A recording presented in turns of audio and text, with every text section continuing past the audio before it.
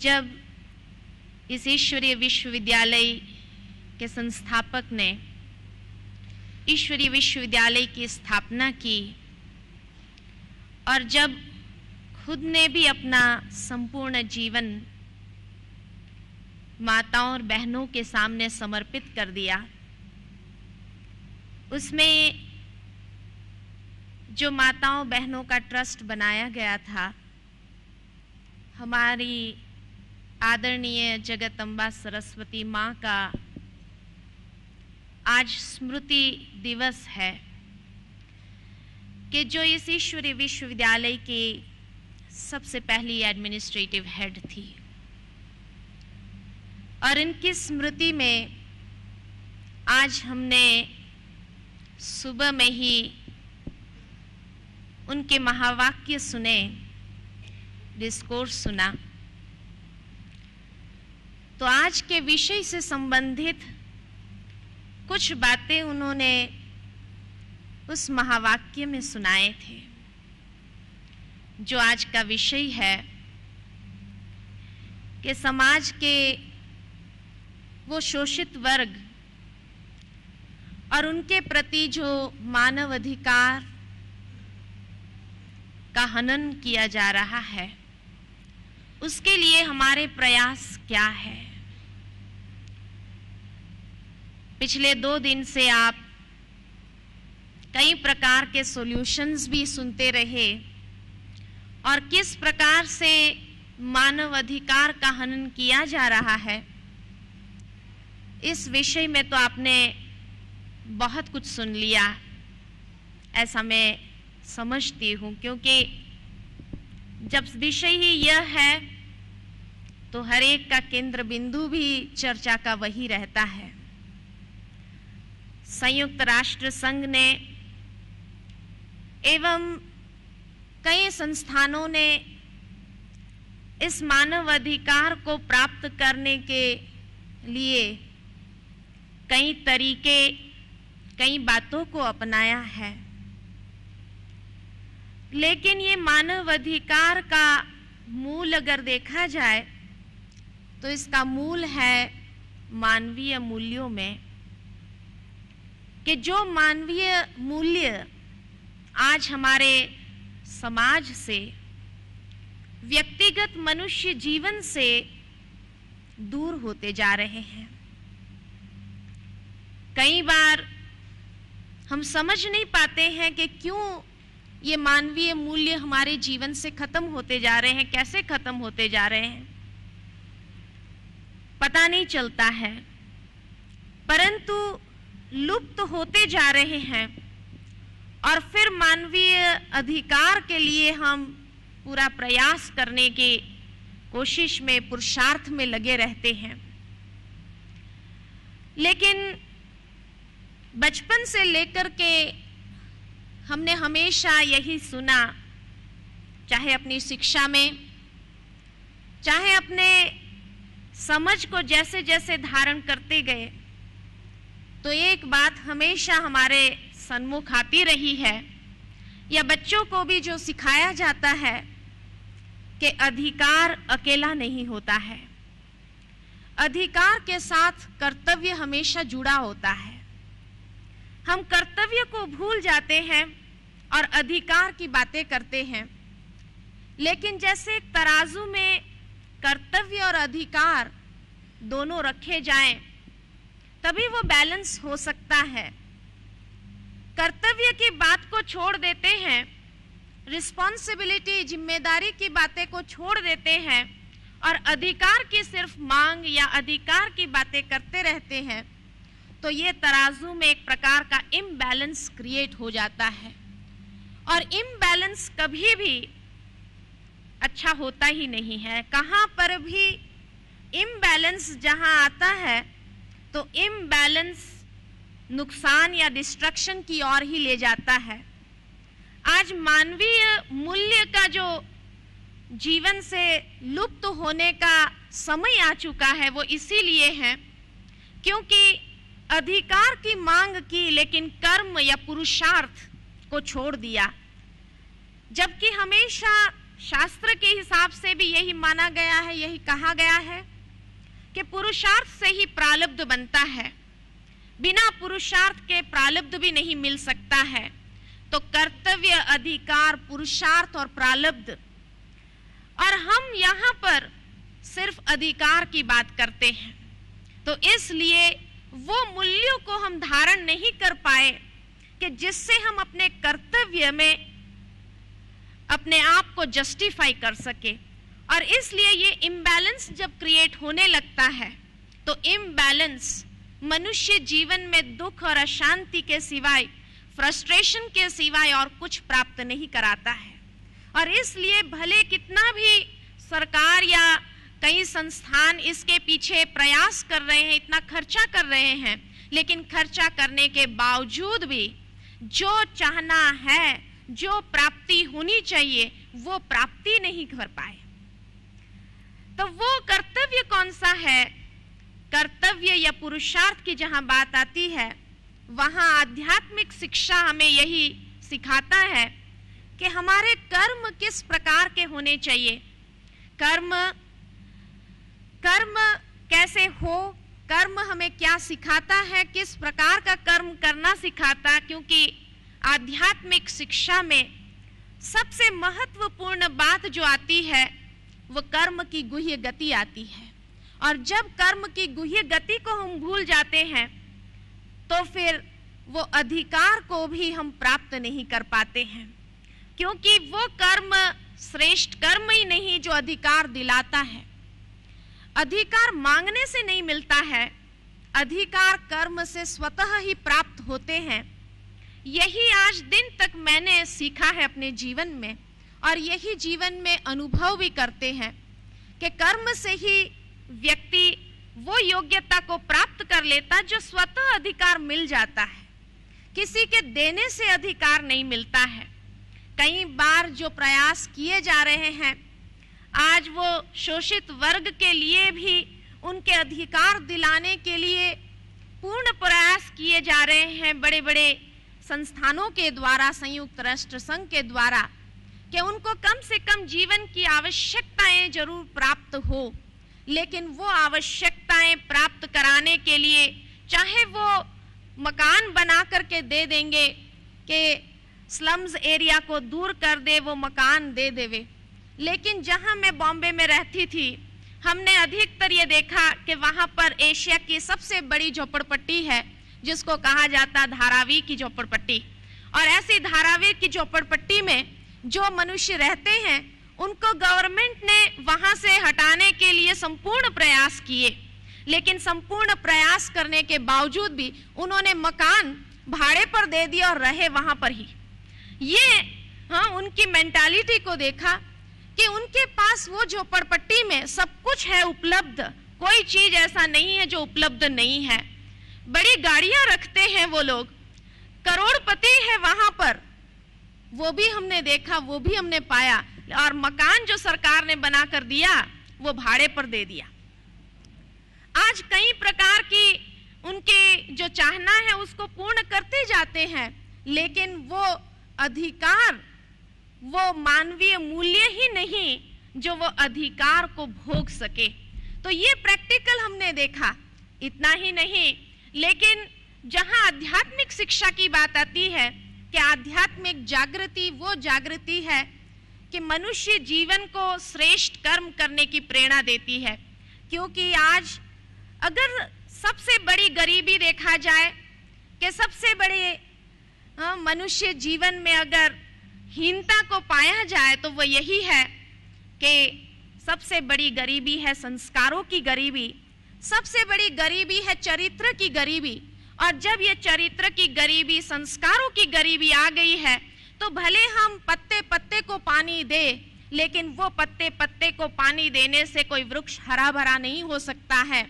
कि जिस प्रकार एक व्यक्ति ने पत्ते पत्ते को पानी दे दिया और दे देने के बाद भी वो वृक्ष हरा भरा नहीं रहा, तब उसने कहा मैंने इतनी मेहनत की, जो एक एक पत्ते को मैंने पानी दिया, लेकिन पानी देने के बाद भी वृक्ष तो सूखता ही गया। कारण क्या है? तो जड़ को पानी नहीं दिया। जड़ को पानी देना इतना सहज है, बस जड़ को पानी दिया तो सारे वृक्ष को मिल ही जाना है, पत्ते पत्ते को देने की मेहनत हम क्यों करें। आज हम भी पत्ते पत्ते को पानी देने की मेहनत करते जा रहे हैं, लेकिन जड़ में जो आत्मा है, आत्मा के जो संस्कार है, वो संस्कार परिवर्तन करने का कार्य नहीं करते। और जब तक संस्कार परिवर्तन करने का कार्य नहीं होता है, तब तक कितने भी मानव अधिकार दिलाने के प्रयास किए जाए, लेकिन वो अधिकार लोगों को चाहिए ही नहीं। ये मेरा तो देखा गया है कि वो अधिकार गलत रूप से वो उपयोग करने लगते हैं, इसका प्रयोग करने लगते हैं। इसलिए संस्कार परिवर्तन ये बहुत बड़ी बात है, और यही ये आध्यात्मिक जागृति हमारे जीवन में ला सकती है, संस्कारों का परिवर्तन। क्योंकि संस्कारों का परिवर्तन कहने से नहीं हो जाता है। कई लोग चाहते हैं कि हम अपने स्वभाव में परिवर्तन लाए, संस्कार में परिवर्तन लाए, लेकिन वो शक्ति नहीं है। जब वो शक्ति आ जाती है, तब वो शक्ति के आधार पर परिवर्तन सहज हो जाता है।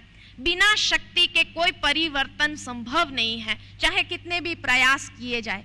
तो इसलिए जड़ को पानी देना, यानी आत्मा के संस्कारों को जब पानी मिल जाता है आध्यात्मिक शिक्षा का, तो वो आध्यात्मिक शिक्षा वो शक्ति दिलाती है जिससे सारा जीवन हरा भरा सर्व अधिकारों से संपन्न बन सकता है। हमारा एक अनुभव है कि किस प्रकार आध्यात्मिक शिक्षा मानव जीवन में अधिकारों को प्राप्त कराने के लिए मदद कर सकती है। हम जहां बॉम्बे में थी, एक आपको उदाहरण अगर सुनाऊं मैं, तो वहां पर एक भाई आते थे आध्यात्मिक शिक्षा लेने के लिए। काफी गरीब थे, एक कंपनी में काम करते थे, एक मास की तनख्वाह उसकी 700 रुपए थी, और 700 रुपए में कितने का पेट भर सकता है सारे मास में। बॉम्बे जैसे शहर में उसके 3 बच्चे थे और बूढ़ा बाप था, और दोनों मियाँ बीवी थे। 6 जन घर में मेंबर थे। उसमें बाप बहुत शराब पीता था। रोज बाप और बेटे का झगड़ा होता था, क्योंकि उसको शराब के लिए पैसा नहीं मिलता था। तो इसलिए जब रोज इस प्रकार से झगड़ा होता था, एक दिन वो बड़ा तंग हो गया जीवन से। उसने सोचा ये जीवन भी कब तक जीना है। आखिर किसी ने उसको रास्ता दिखा दिया कि तुम ये जगह जाओ जहां तुम्हें शांति मिल सकती है। वो अचानक वहां आश्रम पर आ गया। आने के बाद जब उन्होंने समझा, काफी अच्छा लगा। घर में जाकर के अपनी वाइफ को भी सुनाया। दूसरे दिन से वो भी आने लगी। उसने भी आध्यात्मिक शिक्षा को ग्रहण करना शुरू किया। दोनों में शांति होने लगी। बाप कितना भी कुछ कहता था, लेकिन फिर भी वो अपने आप को संभाल पाते थे, अपने आप को कंट्रोल कर सकते थे। वो शक्ति धीरे धीरे उसके अंदर आने लगी, और इसलिए धीरे धीरे उसका प्रभाव बाप के ऊपर भी पड़ा। बाप ने भी आना शुरू किया। उसके जीवन की वो आदत समाप्त होने लगी, जो इतने सालों से पीने वाला था, लेकिन उसकी आदत समाप्त होने लगी। ऐसे करते करते वो माता जो थी, उसने वही झोपड़पट्टी में रह करके एक मशीन खरीदा सेकंड हैंड सिलाई का, और सिलाई का मशीन खरीदने के बाद उसने उस झोपड़पट्टी के लोगों के कपड़े को सीना शुरू किया। तो इनकम होने लगी उनकी, और इस प्रकार से उनका जो स्टैंडर्ड ऑफ लिविंग है वो धीरे धीरे बदलने लगा। ऐसे करते करते उनके बच्चों को पढ़ाना आरंभ किया। वो बच्चे पढ़ते पढ़ते इतने होशियार निकले उसमें पढ़ाई में कि एक कंपनी वालों ने जब देखा, आश्रम पर ही वो कंपनी वाला भाई भी आता था, मालिक भी आता था, उसने जब इसका जीवन देखा, उसको बड़ा अच्छा लगा कि देखो एक झोपड़ी में रहने वाला, लेकिन उसका बच्चा कितना होशियार है। कुछ 85% ले आया था मार्क्स 12 में। तो उसके बाद उसने कहा चलो मैं आपके बच्चे को पढ़ाता हूँ, और उसने उस बच्चे के पढ़ाने की जिम्मेवारी ली। आज वो बच्चा कंप्यूटर इंजीनियर है। कैसे? कि जब उसके जीवन में, पूरे परिवार में ये आध्यात्मिक शिक्षा के माध्यम से जागृति आई, तो वो जागृति से संस्कारों में परिवर्तन आया, तो अपने बच्चों को भी एक दिशा दे दिया। और आज तीनों बेटे बहुत अच्छे पढ़ाई के बाद होशियार हो गए हैं। कहने का भावार्थ रहता है आज भी झोपड़पट्टी में ही, लेकिन उसका स्टैंडर्ड ऑफ लिविंग देखा जाए तो काफी ऊंचा हो गया है। तो इस तरह से संस्कारों की गरीबी को खत्म करने वाली है यह आध्यात्मिक शिक्षा। और जब यह आध्यात्मिक शिक्षा को मनुष्य ग्रहण कर लेता है, जीवन उसके आधार पर बनाने लगता है, तो वह स्वतः अपने अधिकार को प्राप्त करने लगता है। नहीं तो वो अधिकार क्या प्राप्त करता था? भले उसको कितने भी अधिकार दिए जाते, लेकिन आज उसका बच्चा जो कंप्यूटर इंजीनियर बना है, वो कंप्यूटर इंजीनियर बन सकता था? या वो भी बाप के पीछे वही कंपनी में एक मजदूरी की तरह जता रहता था, काम करता रहता था, अपना जीवन का गुजारा चलाता रहता था?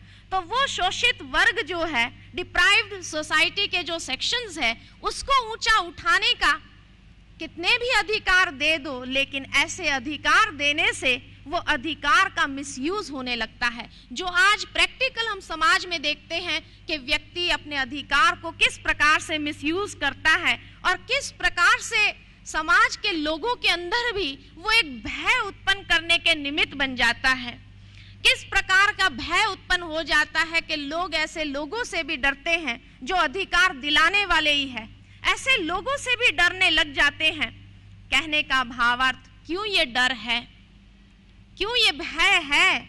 इसलिए क्योंकि मानवीय मूल्य नहीं है हमारे जीवन में जो हमें भयभीत कर देता है। जिन व्यक्तियों के अंदर वो मानवीय मूल्य है, वो स्वतः ही अधिकार प्राप्त करता है। अधिकार न मांगने से मिलता है, अधिकार न देने से किसी को दे पाते हैं।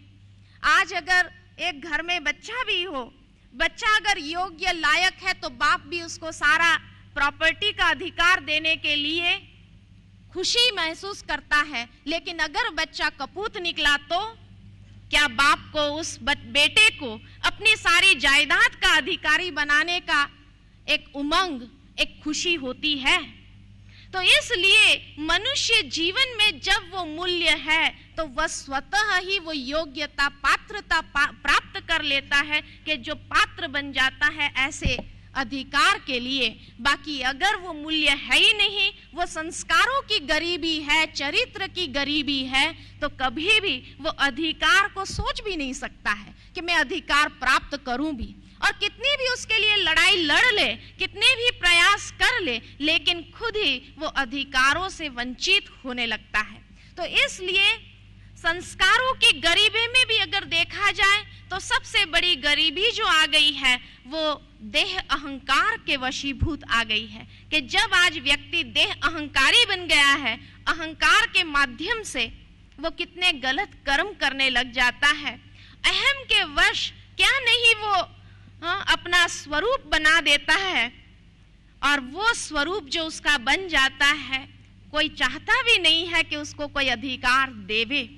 तो इसलिए आध्यात्मिक जागृति एक बहुत बड़ा प्रयास इस ईश्वरीय विश्वविद्यालय के माध्यम से जो किया जा रहा है सारे विश्व भर में।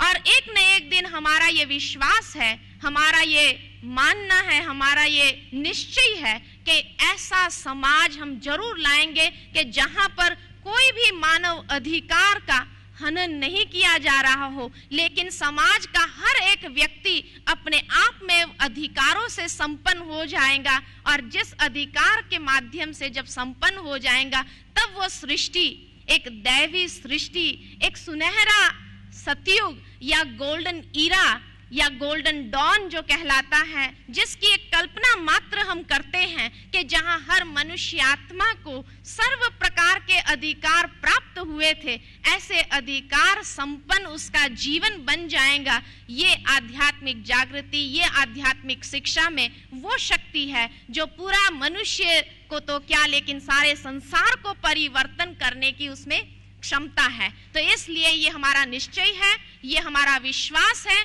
और ये हमारा जो पुरुषार्थ है, ये पुरुषार्थ आज नहीं तो कल ये अवश्य हमें ये फल दिखाएगा। जो आज 60 साल से भले ये संस्था चलती आ रही है, लेकिन अब प्रैक्टिकल में हमने देखा है कि अब ये ऐसे स्तर पर पहुंच चुकी है के यूनाइटेड नेशंस के साथ भी मिलकर के जो कार्य कर रही है, यूनाइटेड नेशंस भी इसके कर्तव्य को सराहता जा रहा है। सिर्फ सराहता जाने की बात नहीं है, लेकिन वो इस बात के लिए भी उन्होंने कंसल्टेटिव स्टेटस दे दिया है अपने वहां पर भी, यूनाइटेड नेशंस ऑर्गेनाइजेशन ऑफिस में भी, और वहां पर हर लोग भी आकर के कंसल्टेशन लेते हैं और इस प्रकार के कंसल्टेशन से वो सहयोगी होकर के ब्रह्मा कुमारीज के साथ जॉइंट वर्क करने के लिए आज अपने आप को भी गर्व महसूस करने लगे हैं। तो ये हमने देखा कि 60 साल में अगर ये परिवर्तन आया,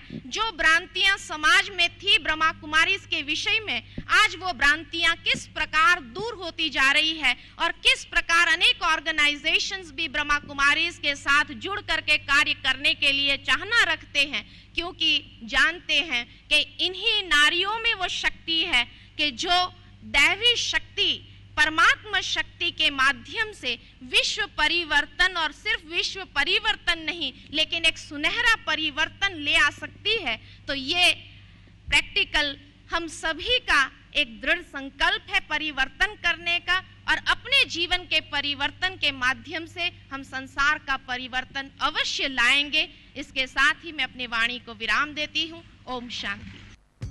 जीवन की चुनौतियों का सामना करना इतना मुश्किल क्यों है? क्या आप अक्सर जीवन के प्रति उदासीन हो जाते हैं? आप अपने मन का उसकी पूरी क्षमताओं के साथ प्रयोग करते हैं?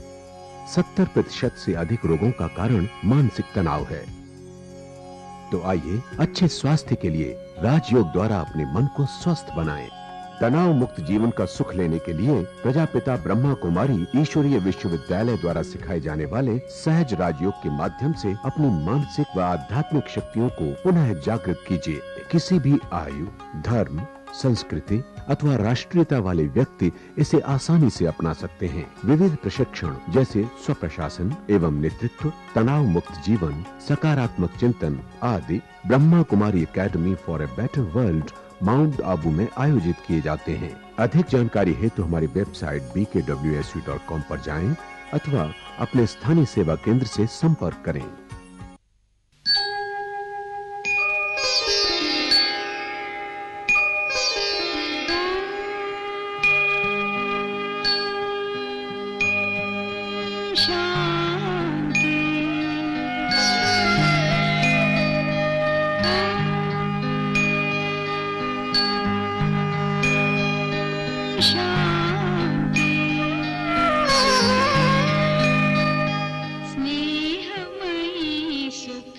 शांति कायमी, स्नेहमयी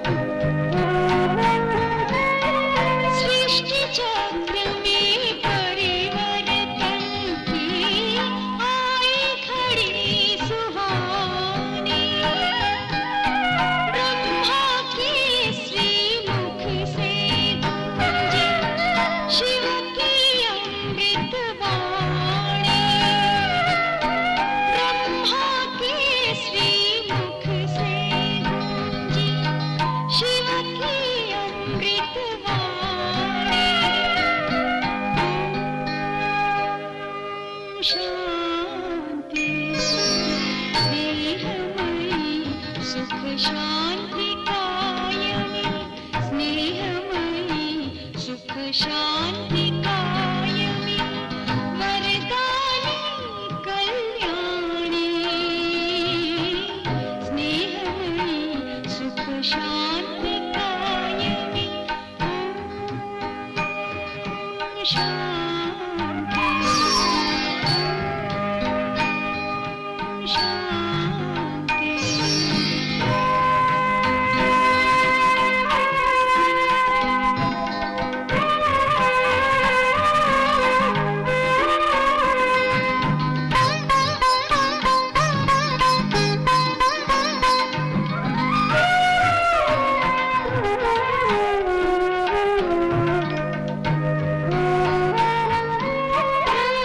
शान्ति के शब्द स्वयं शिव ब्रह्मा मुख से बोले ओम शांति के शब्द स्वयं शिव ब्रह्मा मुख से बोले इन मीठे मीठे शब्दों में नैन तीसरे खोले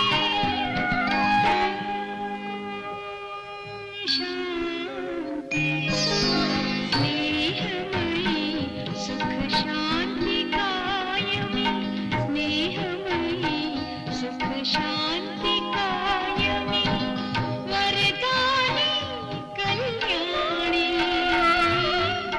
स्नेहमयि सुख शान्ति कायमि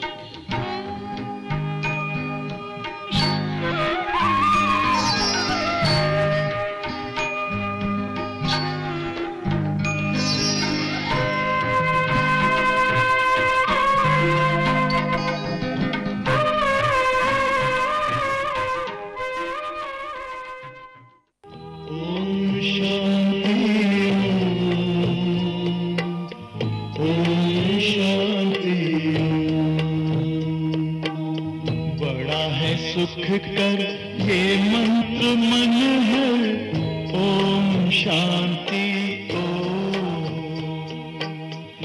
ये ध्वनि मंगल ध्वनि